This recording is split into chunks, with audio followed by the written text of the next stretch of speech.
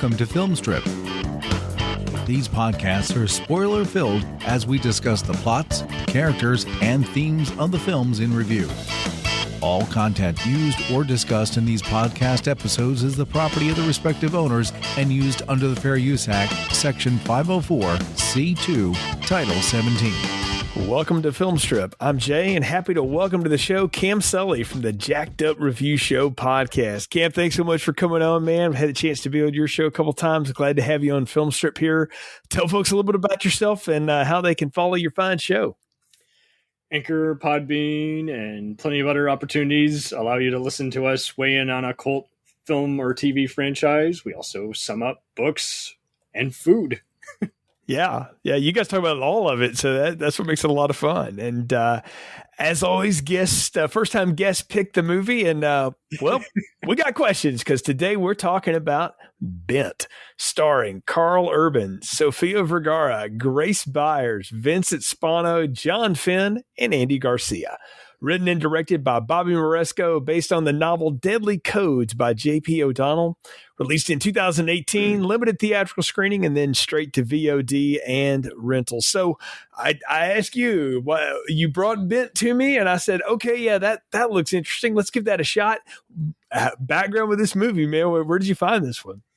I kept hearing about it. I kept seeing it getting recommended on my Amazon Prime when it was on there. Now it's on Tubi and Plex, but I had heard so much about it, how it was like, okay, so this is kind of a Serpico Taken-ish movie, and Carl Urban's getting to be the lead. That's rare, and I'm glad for him. Other than Dredd, he's often just been second, third, or fifth build, So, yeah. But it was kind of in production hell for a while. I didn't know if I don't remember who distributed it, but it just seemed like it was once again just a pretty quick shoot in like Atlanta or New Orleans, and no one knew what to do with it, despite it catering to action fans. I had heard so much about it too. Like people hyped up how it was Sofia Vergara getting nude for the first time and in a serious role. And then there was plenty of other talk about how it was, again, it was a tale about corruption, and but I didn't know it was based on a book. So I'm glad you outlined that for me before we started the episode. Yeah, from what I understand, the words based on are loosely based on. They made a few only. Bobby Moresco read this and said, "Yeah, I could do that," and he changed so much of the names and stuff. I think the Danny Gallagher character is the thing that hangs on because it's apparently that's a recurring thing for J.P. O'Donnell. I don't know anything about these books. I didn't bother to go try to find it. I just read a little bit about the book, and I took it as one of those what I would call like grocery store action novels, like the Mac Bolan series or any of those things. And I'm like, okay, those have a place in the world though. And I'm glad you mentioned this is on Tubi because I've had this conversation with Ron on Film Strip before that action movies need a place like Shudder or whatever. And he said, well, they could do that. He said, but honestly, Tubi is kind of that. And looking through the Tubi list, I'm like, oh, yes, you're correct. And Tubi started doing a bunch of original stuff this year. So, it's co-owned by, one of its owners is Fox. So I think they're going to keep, they may very well start doing that where they do like, they're more crackle than crackle. Yeah, right. Yeah, it's more of that kind of stuff. So but I'm with you. It's not often you see Carl Urban as the lead in something these days. He's usually again one of the characters in your ensemble or something like that. And I've always found him to be a very fun presence in everything he's done. Even going back to that somewhat dreadful Doom movie that he was in with The Rock. That's not very good, but it's hard as Reaper. Yeah, but that is him. That is a fun movie if it's not good. I don't think he would have been in the Star Trek reboots had he not been in that. Right. But you know what? But Star Trek, he's doing a straight up DeForest Kelley impersonation and a pretty darn good one. I'm like, that ain't half bad. You get this New Zealander and he pulls off. He was a big fan, so yeah. Yeah. And look, as a Southerner, I often get really annoyed at how Hollywood tries to do Southern accents from people who don't know how to do them. But there's something about like Kiwis, man, like the Australians and the New Zealanders get my accent. So they're in the country, so they got some of that twang. But yeah, you're right. Maybe before Walton Goggins came along, it seemed like everybody was just quoting the Beverly Hillbillies. Right. Well, Walton Goggins can only sound like the part of Georgia he's from, because that's just what he is. I don't think he's got another mode. But yeah, I appreciate that. And to quote Jeff Foxworthy, rednecks are all over the world.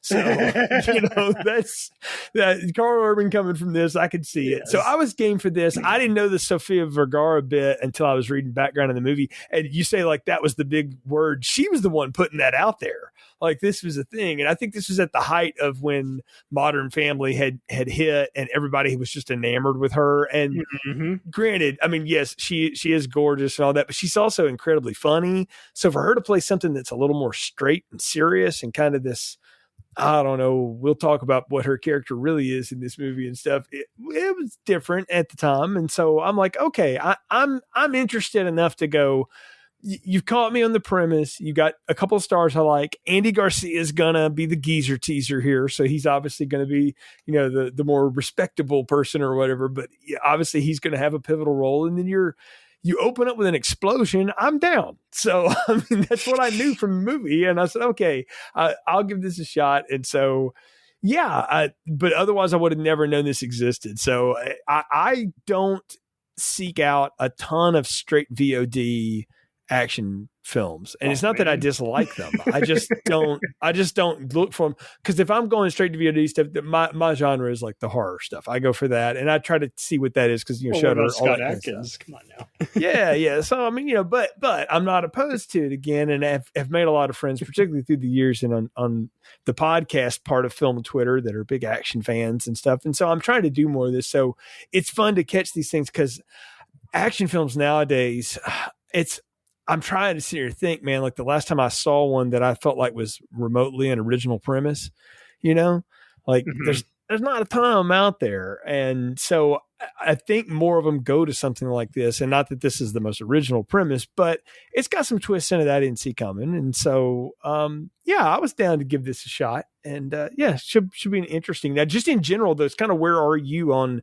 action films? Do you go to the VOD action film corner of the world? I was always second to it, but don't get me wrong, I knew it could easily backfire any of them, and mileage was always going to vary, just because by the 90s, they were just everywhere. They were just popping up on USA Network, TNT, even Cinemax, and just everything. And I knew that it was just kind of part of the market. Just if you didn't release it with a famous kung fu star, then you just gave it to another TV actor or another low grade B-movie actor, and so I ate it all up. I saw so many different kinds of personas, and once again, when the Man on Fire and Taken phase started becoming a big integral part of that market, I was pretty much down to see any beloved actor do their own revenge movie. So, and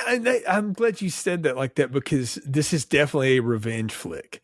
And we're going to get them, for doing us wrong. And I didn't watch a trailer on this. I really just turned it on to TV, watched the first few minutes. And I was like, I can just imagine if this had been made in a different time, it would be like, Danny Gallagher went to prison and now he's going to get everybody that got him, Carl Urban is Danny Gallagher. Right, exactly. Yes. It's very much a Bronson Death Wish 3 to 5 era. Chuck Norris, Code of Vengeance, all of that stuff. Yeah. So, everything that Liam Neeson and Frank Grillo do nowadays, he's doing here, basically. Yes, exactly. So, I was down. So, I imagine, though, a lot of the audience hasn't seen this. So, I'm going to do a quick plot summary, and then we could talk about what works, what doesn't in this movie called Bent. Because they're going to say the name of this movie a lot in the movie, just so you know.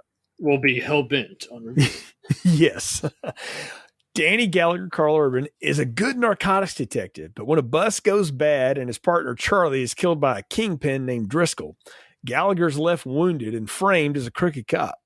Danny goes to prison, serves his time, and he gets out, and he goes to the one person he can trust, retired detective and mentor Jimmy Murtha.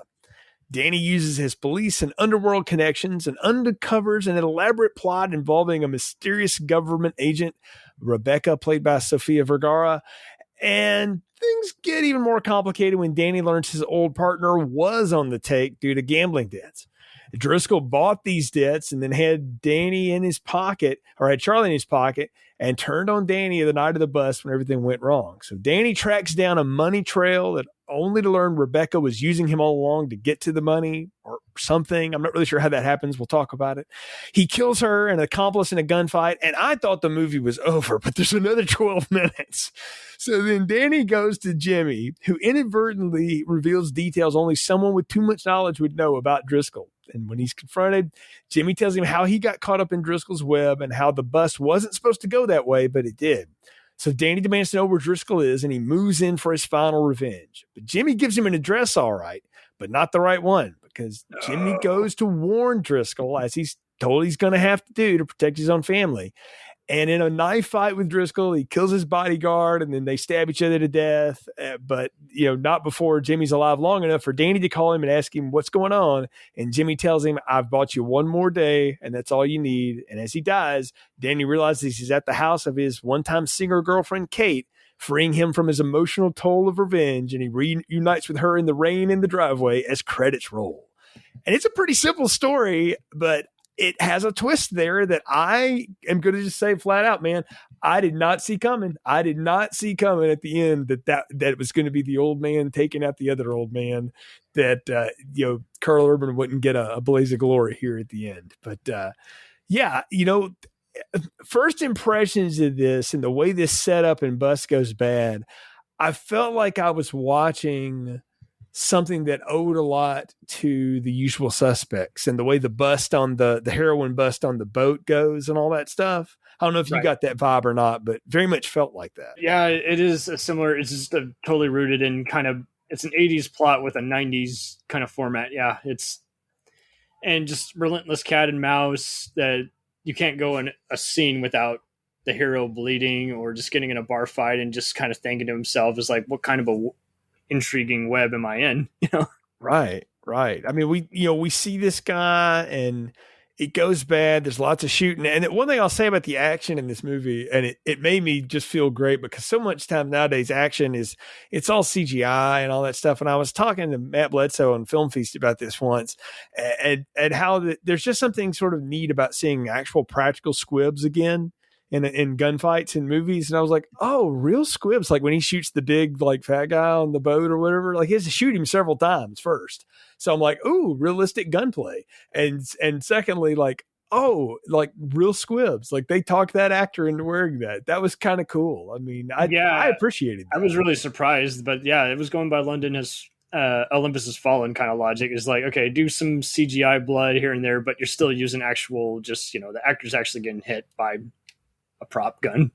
Yeah. There's that going on, and you've got for a movie that's made on the cheap, and let's not lie, I didn't get budget information in this, but they didn't spend a ton on this. No. Like the sound design in it is really good. I mean, if you've ever been somebody that's been around like guns when they fire and stuff, they sound absolutely nothing like what most Hollywood movies make them sound like. Not even. And this is what most of those guns would sound like if you fired them. Like that's what a 9mm Beretta sounds like when you fire it. Like it's got a very unique rapport. And so I enjoyed just those little subtle details of this, even though I wasn't sure what the hell was going on for most of the movie here at the first. Cause I was like, wait, who's who? Like what happened here? There was a scene in a bar we're watching this woman very convoluted sing. Yeah. And I was like, what happened? Like I missed who a died. Few things. Yeah. Oh man. I don't want to jump too soon to it, but yeah, it did have some moments where you're like, I mean, you could watch this if you're doing laundry versus an easygoing Friday night movie. I guess then the question is it more of a Saturday or Sunday movie? Right. Like it's one of those that it doesn't ask a lot of you, but I'll say as someone who did watch it and like put eyes on it, because I realized like I'm only going to really get to see this once, so I've got to make sure I catch all of it. And I'm the same way when I do the TV show reviews. I'm like, I can't binge watch a whole season. I gotta take the right. Yeah, I've got to pay attention to this for what it is now, and so I'm watching it, and it's an hour and a half, but it's really about an hour and 20 minutes of this. The opening bit where the woman walks out to the car and it blows up, and I think we're to believe she was one of Driscoll's people who was somehow or another an informant with like Charlie and Danny, but she was also like the lesbian lover of the Sofia Vergara agent who was a double agent. I don't know how all of that worked. I just know that she was connected to Driscoll. It's very convoluted, but it's like when you put it all together, you're like, well, most of it for what you can. It does make you wonder: was some stuff filmed but not included? Did a producer take this over? Because like you say, a lot of these movies they shoot fast now, and then again, the studio can decide. They love collecting money on any kind of table. Mm-hmm. It's like, so yeah, it can be in a few select theaters at the same time that you can order it from your cable TV or internet provider. So it is interesting how this one just kind of, again, it just slipped through the cracks like the very conspiracy on screen. And it takes us a while to incorporate what's truly going on. And I mean, even the whole corruption angle, when it starts involving cops, that's literally the plot twist. Spoiler, but yeah, this is like, it only really fathoms in there. It weighs in there in like the last 10 minutes. Yeah. And so, I mean, all of that happens in the first like 5 or 6 minutes. We get the bust going bad. And I more or less went with the action scene. I was kind of blown away by Driscoll as a big bad who's actually his own trigger man. I'm like, well, I mean, how big of a kingpin are you if you're actually shooting folks? Like, don't you have people to do that for you? Like, usually, isn't that how that works? Usually, but yeah, I mean, it was tough to predict, and it was also, like you say, I mean, you're pretty much seeing crime at its most ruthless level, mm-hmm. where basically,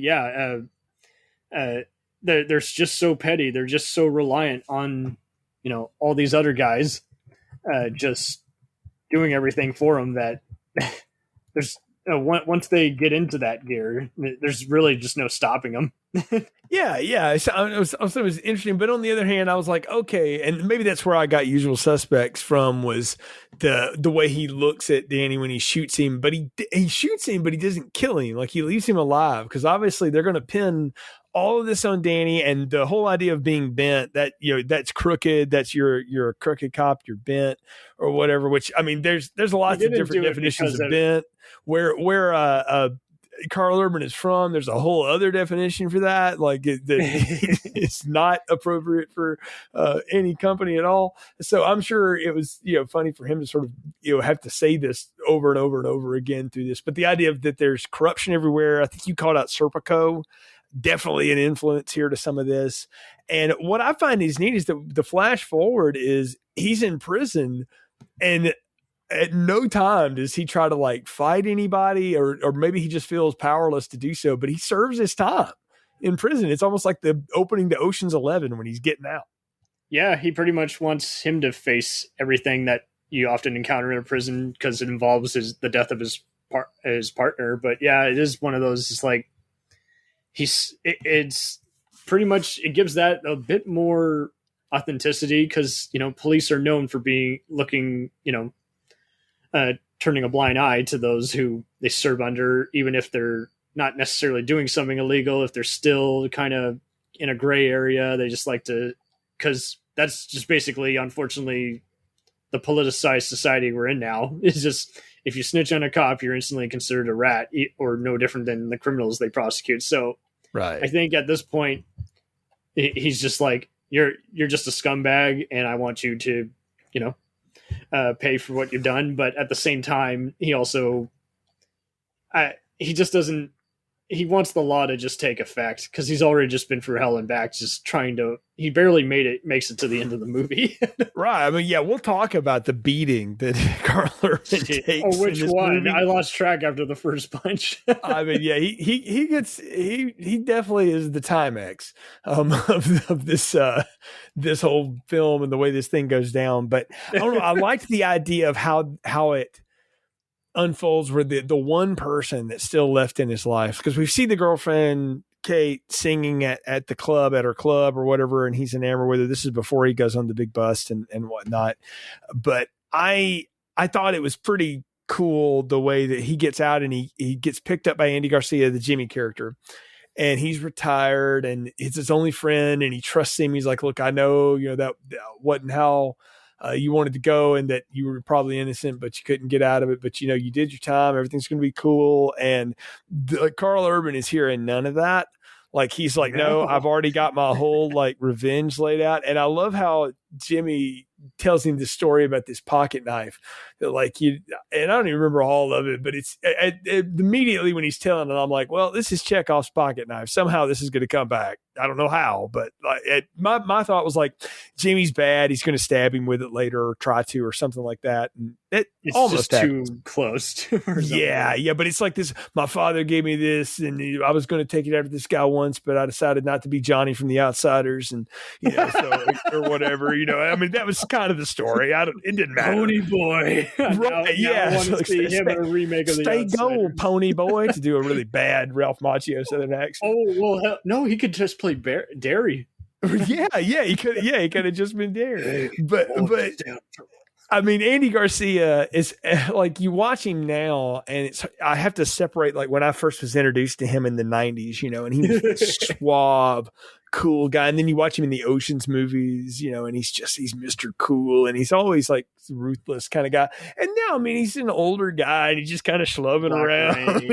But yeah, post Oceans 11, he did seem to be in a lot of questionable roles. But yeah, I mean, after Geostorm and what's the other one, Redemption Day, where he's playing politicians. Right.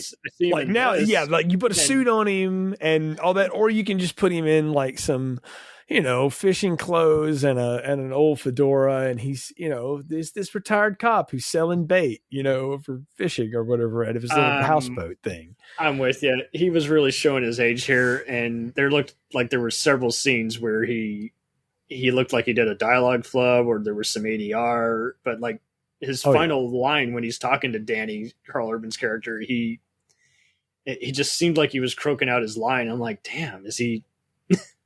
Yeah, no, I mean, it's like, man, I mean, but the thing is, like, he actually gets an action scene, and it's him because it's up close and stuff. And this movie ain't got enough money for no damn stunt doubles, so I mean, it's fight scene, but that's it. So I guess I don't know if he got injured or what. Yeah, I don't know. I mean, I was impressed with what he did, but I knew immediately something was up. I was like, well, he's obviously doing the Mr. Miyagi speech here or whatever, but this is going to go bad because everybody in this movie is going to be bad.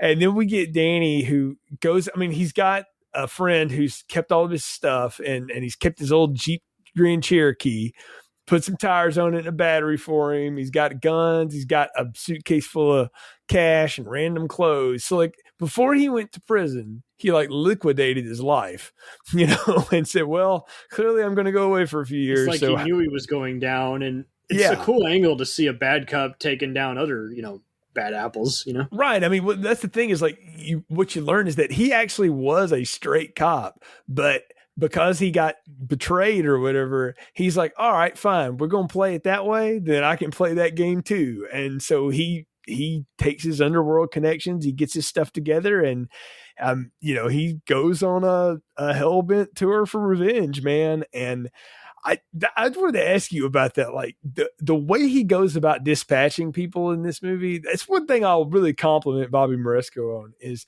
shooting action scenes in tight scenery is not an easy thing for a director to do. Tony Scott is great at that, or was great at that. I didn't Michael think about Bay that, but can be good at it. This movie is actually a lot better than it deserves to be in those moments.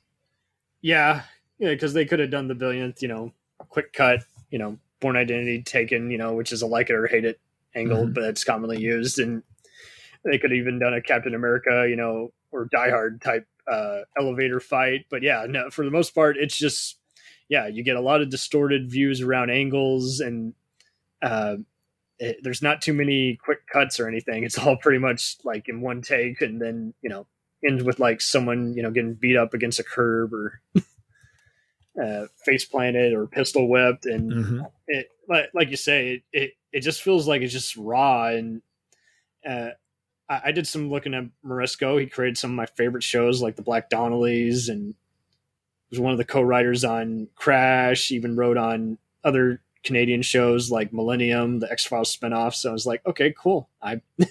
So he's done some good work. Like you can see he's got a pedigree that comes from a real place, and he knows how to stage this kind of stuff and make it in a way that the music pumps through just right, and the beat lasts long enough, but there's a realism to it too. Like, Carl Urban doesn't just mow through people like they're, their butt, or like Arnold Schwarzenegger would do or something. Like, he gets his ass kicked. I would love to see that, but yeah, I know what you mean. Yeah, it's very contained, and everyone always seems to have like a holy shit look on their face. And like, oh no, he's coming for me. But even when he finds out the main traitor behind this whole thing, he's like, no, you damn dirty dog, Right. Yeah. It's like, it is tropey in a way, but on the other hand, like, it's fun to watch him mow through all these just useless people. 'Cause it's almost like you're watching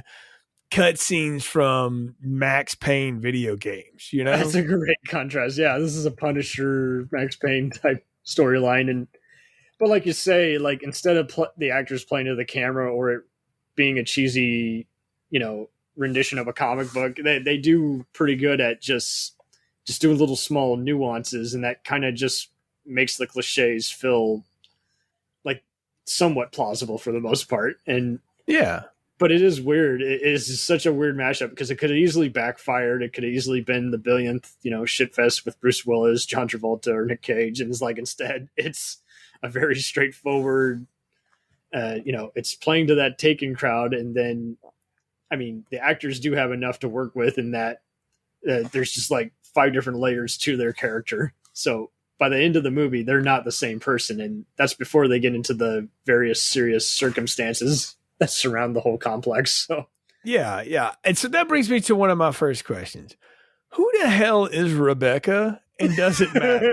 I don't think it matters, but I'm maybe it's a MacGuffin, maybe, you were mentioning Usual Suspects. So yeah, it could very well be Kaiser Soze. She doesn't actually exist. She's just an alias to throw off. Is she a fantasy of his? Because Danny's got some interesting fetishes if that's the case. I want to make sure I understand this, and I'm asking because I legitimately, I watched this movie one time, so I wasn't sure I caught all of it. But she's with some nameless government agency, and I think Carl Urban has some goofy line like, "You're the CIA, the CFU, the who cares," like he did some joke. I love that line because that was just a perfect illustration. Yes, he does deliver it in an over the top manner, but this is kind of where he went a little Gerard Butler, where he's just spouting it out, just kind of just illustrating that. He's like, whoever you work for, I'm going to kick your ass. Right. Like, it's obviously you're underground. I can't touch you. So whatever, who cares what you are? But it's clear to me that, you were the lesbian lover of, this ex from Driscoll who he blew up and who ratted me out or whatever. Is that who she is? And the thing is, she's like extorting money out of Driscoll, and then she falls in love with Danny and is going to split it with him, or is she always just going to run off with the dough? Because there's this like random accountant that she shoots too, it's all a part of it. Oh, that's just it. Because of the tabloids talking about how risque this movie was, and it's not. Can we just say right now, like, she drops her robe, you see her back. Like, come on, like, this is like, you see more on Yellowstone than you do in this. It was brief, but yeah, what was weird though was it. I kind of did get a neo-noir aspect from this whole thing. This is totally what I would see in a Bogart kind of movie from the 40s, but this is the Big Sleeping kind of a way. But yeah, but I'm with you. It takes a while to get used to that, and you do kind of, because we're just so used to movies being done differently, and it took me a bit to realize it's like, oh, that's right. This is kind of a old, what James Ellroy made a career, writing about. So yes, yeah. Sort of like you say, it's to harken back to my youth a little bit. It's a very Silk Stockings kind of feel. Oh God, I'm not sure if that's a compliment. It's not, but it has the same kind of feel. Let's just be clear. It's not, but it doesn't mean that there's not a place for that and that I didn't enjoy some of that but stuff. I don't think the acting. It's the same kind of sleazy that a show like Nip Tuck was, and all of that stuff. Oh man, FX used to do these things, and and sometimes they were good and sometimes they weren't. USA did it, first. And okay, I'll say this is a lowbrow version of The Shield, at least. yeah, well, it ain't nearly as cool as The Shield. I'll ride for that show all the time. It's better than Nip Tuck. It's way better than Nip Tuck, that's for sure. And yeah, Nip Tuck is not a good show, but it has some deliciously bad acting and bad stuff in it, so it's fun to watch. But that's the thing, is you get Sofia Vergara because on Modern Family she plays this big character, and she kind of is a big character, and I mean, in terms of performance. And I was about to say, no, she's actually not a very big woman. She's kind of small, but she just, because Hollywood people are so distortedly miniature, she looks huge next to them because she's normal. She looks like a real person, but she plays these big, broad personalities. That's what I mean. And to see her play something that's much more dialed back here and much more sinister. First off, it's not a secret that she's, evil or whatever. But on the other hand, it's kind of fun to watch her do it because it's not something you get to see her play a lot of. Totally. I thought she kind of stumbled on some of her lines near the end during the big reveal, but overall, she did seem very comfortable playing this alluring yet very deceptive role, but it took a bit to kind of get used to it. And I don't know if they film all movies out of order, so I didn't know if she was having to study certain takes and say, hey, I want to be a little more over the top in this scene, or I want to be a little more subtle here. So I felt like some editing mishaps kind of killed this movie a bit, especially in her scenes. Cam, you're giving it a lot of credit, man. They probably had one take in an afternoon with no permits and had to shoot this thing. So, well, that is it. Yeah, I mean, it definitely. I mean, they could reveal in an autobiography of one of these actors years later about the production of this movie, and we would probably find more than what we ever would find on IMDb. Right. There's no notes, there's no good wiki, there's digital. So and this movie isn't built for that either. It's it is what it is. But what I'm saying is I will applaud her for giving this maybe more than it deserves. And I think her and Carl Urban are both giving this a lot more than it deserves. Andy Garcia seems to be giving it exactly what he thinks it deserves. And everybody else is what they are. But I feel like the two of them are trying to do things here that maybe are above the pay grade of this movie, but they're going to do it anyway because they're friggin' professionals. And I appreciated that. It adds a little bit more to it because, again, this is such a cheesy ass plot and everything. It's like, well, okay. I mean, at least it could be entertaining, because how many times you watch one of these and it's horrendous, At least it's fun. At least it didn't happen over the top car chase or slow motion where someone goes, no. Right. Yeah. I waited for that. I was like, where's my slow-mo? Where's my Michael Bay 50,000 cuts in a row? Nobody. And usually you're doing that because Bay does it for aesthetic, but most of the time you do that stuff because you're trying to hide shit. They ain't hide nothing in this movie. Half of this movie's in the daylight. That's what kills me. Yeah, it is wild. It is they could have done a nighttime thing. There wasn't any scene where the hero wakes up in his bed. No, something's wrong. Yeah, no dreams or none of that. He's got nothing to run home to except make sure he doesn't get killed. Does he sleep the entire movie? I know he takes a shower, but I don't know that he ever actually. I think he downed a bunch of liquor at the beginning, right? Right. As he drank that like it was his last drink he will ever have. Right, he's drinking a lot. He has a couple beers, but I'm still does Danny ever actually lay down at any point in this movie? I don't know that he stops. I think he gives more death stares than Jason Statham does in a typical, Okay, yeah, I'm glad you called that out. Carl Urban, somewhere along the way, either got the note or decided, whenever I need to not say words, but, show that I'm angry, I'm just going to glower really hard at the camera. Yeah, I'm just going to do my best Clint Eastwood meets Timothy Oliphant from New Zealand. And that's what we're going to go with.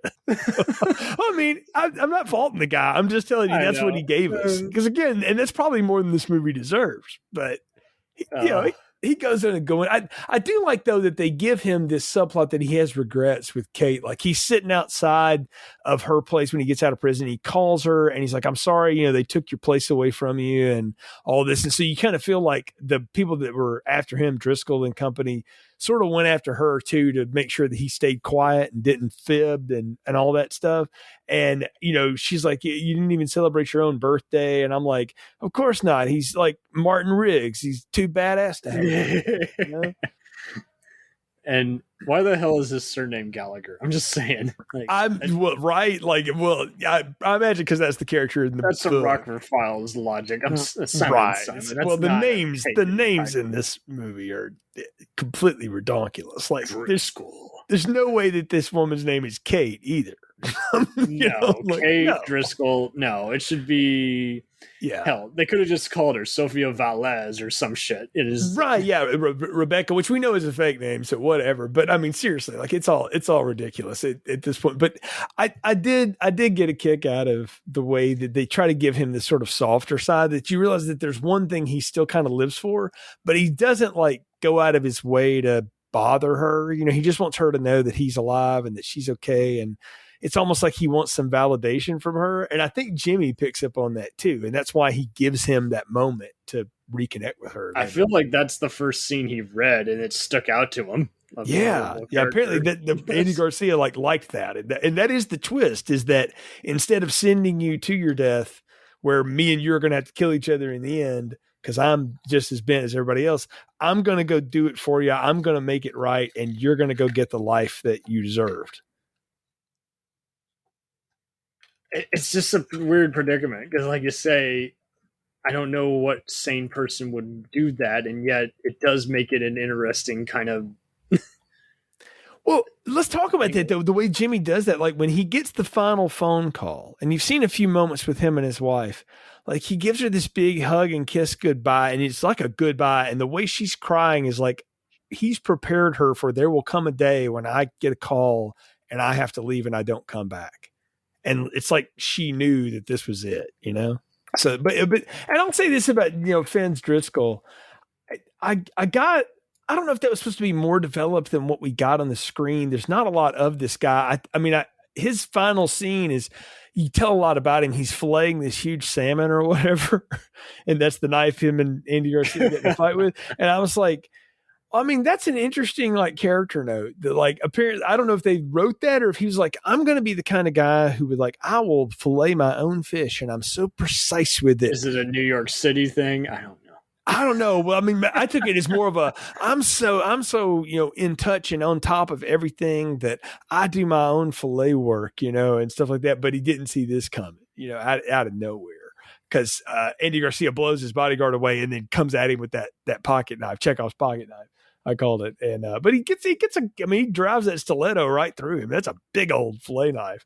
But having filleted fish and used knives like that, Cam, I can tell you, it will not go through your chest. It is not, the blade would break. It is not meant to do that. So that is just like no one can shoot a bullet through their shoulder and survive. Right. Well, also Carl Urban takes 2 shots straight in the gut in this movie. I'm like, no, he's dead. You don't survive those. Yeah, I'm thinking unless you got 2 rounds of body armor, you're probably going down. Yeah, I didn't. That didn't go well. They never get sound effects right, but they especially don't get physics right because no. But I did like the. Like I said, I thought the movie ended at an hour and 18 minutes when Danny goes to run down evil accountant or whatever, whoever that guy was, and Rebecca shows up after they've had their shower sex, and he knows, here she comes, and he's not surprised, and she's doing the Bond henchman evil speech. We missed out on some killer saxophone. Yeah, run away with me. We can do it together. And he's like, whatever, and he blows her away. And get a max. No. Yeah, you see that coming. But when they they pan out this helicopter crane shot and the music's playing and the cops show up, I'm like, shit, is this it? Is there 12 minutes of credits in this movie? And then I was wondering how they were going to pace that out. And then, that's when all the other plot twists happen and other shit. And it's okay, so kudos to whoever edited this movie or planned it. But yeah, well, I was going to ding whoever did because they didn't get the note. Like somebody did this and they're like, this isn't the end of the movie. Oh, well, we don't have time to go redo that, so we'll just have to go with it. I'm like, the wow. actors do seem like they constantly were handing new dailies, so I think that's just it. They're trying to, because like you say, it does have signs of there's a lot of cooks in the kitchen and they're just coasting on through as best they can without trying to not compromise or look like the worst of any of the evils in the movie. So. Right, exactly. Like, yeah, they're trying to make sure they know like what they've got going on. I don't know. It was just funny the way that ended. But then we do, and it is a good scene. And again, in a lesser done movie, you wouldn't take time to have a big breathy scene where two characters sit down and have a conversation, and the big reveals happen through dialogue where he tells him like, here's how I got on the bad side of this, Driscoll guy. He saw me beat this guy to death because I lost my cool in the alley, and he owned me just like he owned everybody else. And he owned Charlie because Charlie had gambling debts, and he bought those debts from the Shylocks in town. And, that's how he had him in his back pocket. And it wasn't supposed to go down like that, but Driscoll decided to cut ties. And, and I mean, you see Danny just seething, underneath all this, and he's betrayed and he's mad. And I give Carl Urban some credit for playing that, about as good as you can in that moment. Because again, it is a cheesy little film noir thing, but he's not like getting big. Yeah. He's not yelling or anything. I appreciated that. Totally. Anyone else would have wanted to ad lib or do just some other just huff and puff, take a walk, but he wants to get it. And kudos to also the filmmakers, let alone how they adapted this to, everywhere he goes, he gets a bit of information. So it's just great. It's like, it doesn't develop any subplots of characters who have no purpose. It doesn't start off with the, hey, you're out of the joint, let's go get a steak. It doesn't do all that other, happy beginning that, totally doesn't prepare you for the depressing rest of the movie. It doesn't do what most movies do, but like you say, you do still encounter a few cliches along the way to where you just kind of got to go with it. And well, it does pay off in that, yes, the fatalities are great and the other outcomes are cool in that, again, the characters keep learning something about their dangerous world that they inhabit, as opposed to, well, that's cool and all, but the audience doesn't know what's going on, and neither do they. Is like that they just they take baby steps here and there, and it always has some kind of explosive outcome, whether it's a powerful reveal or, again, like you say, one of the many endless fist fights. So yeah. But and like I say, we get the kind of the twisted ending of Danny gets sent to be freed versus going to what might have been his death, and Jimmy takes care of it for him, and it's, I don't know. I appreciated that. Like I said, didn't see that coming. And then I certainly didn't see the let's reunite in the rain in the parking lot happen. But it's, you realize Jimmy, even though he was bent and as crooked as anybody else, he still felt like there was a chance for him to redeem himself, but also to redeem his friend who had gone down this dark path. Totally. He was a victim of basically the system he inhibited, but also, he learned it without having to preach about it. He basically is like, okay, here's what I'm going to do. I'm going to make use of my time as opposed to look for a job or other bullshit. Yeah. I got all, again, he knew he was going to prison. So that is cool that you picked up on that. I thought I did remember that. I was like, hey, okay, so there's a backstory here I'd like to know a little more about, but it's left to the viewer's imagination. Yeah, no, it totally is. And I mean, that's going down. The fun part of it, is to see how does it work. But the thing is, did it work for you? So Cam, we're at the part of the podcast where it's time to give final thoughts, recommendations, popcorn ratings. What are yours for Bent? Man. This is a tough one to recommend because, like you say, there's a lot of good, there's a lot of cheese. So I'm going to go with just probably some large, not extra large, but large enough. Because it's a fun Saturday kind of movie. There's enough for a Friday crowd, even though the plot does kind of feel like a Sunday night crowd. Yeah, I'm glad you said that. It definitely feels like that late night, Sunday night, USA 1993. kind of thing. But because you've got three actors who, again, and one of them less than the other two, are giving this maybe more than it deserves if it had just nobody you'd ever heard of in it. I think it more or less works. It's not a bad watch, and it's an easy watch. It goes down real simple. Like I said, you can throw this on, and if you don't catch all the intricate web, who cares? You more or less are going to be able to follow it. And if you like this kind of thing, you can do a lot worse. So I'm going to give it a medium popcorn, but it's like that good matinee kind of medium where it's not yesterday's leftover. Like they actually popped it fresh for you. It's pretty decent. So I'll give it a pass. It's a medium popcorn, but moreover, it was a lot of fun talking about it with you. Cam Sully, tell folks again how they can keep up with the Jacked Up Review Show podcast and where they can follow all that. JURS is on Spotify, Apple, iHeartRadio, and plenty of other outlets. And again, we have just covered so many different kinds of franchises. Again, Jay and I recently did 2 of Eddie Murphy's hit franchises, 48 Hours and Beverly Hills Cop. We got plenty of other ones coming up. We've been doing Star Trek months as a theme, so that's been fun. Pair them together based on where they are in that never-ending timeline of that franchise. We also tackled plenty of other forgotten shows like Deadwood or Captain Power. So, if it's a cult franchise that has we want to determine where is its placement in said pop culture. Why is it a thing? Why was there a bunch of groups dedicated to it? Absolutely. Tons of fun. Can't recommend it enough. I've bet on the show a couple times now. The Clint Eastwood discussion, and then, like you said, the Eddie Murphy duologies there. And there was a lot of fun to get into. So appreciate you coming on Film Strip. Folks, you can follow this show's social media at Film Strip Pod on Twitter, Instagram, Facebook. You'll find announcements about upcoming shows, a link to our Letterboxd page, which has our entire list of reviews. 300 plus episodes. Check us out. Go to filmstrippodcast.com. That'll link you to our anchor.fm distribution site. You can find us on the podcast platform of your choice. Leave us a review where you can. Share the show on your socials as we appreciate the support. Once again, thank you for listening to Film Strip. Thank you for listening to Film Strip. You can find more episodes on our website, filmstrippodcast.com. The Film Strip theme music is produced and performed by Frozen Lake 121. All content used or discussed in these podcast episodes is the property of the respective owners and used under the Fair Use Act, Section 504, C2, Title 17.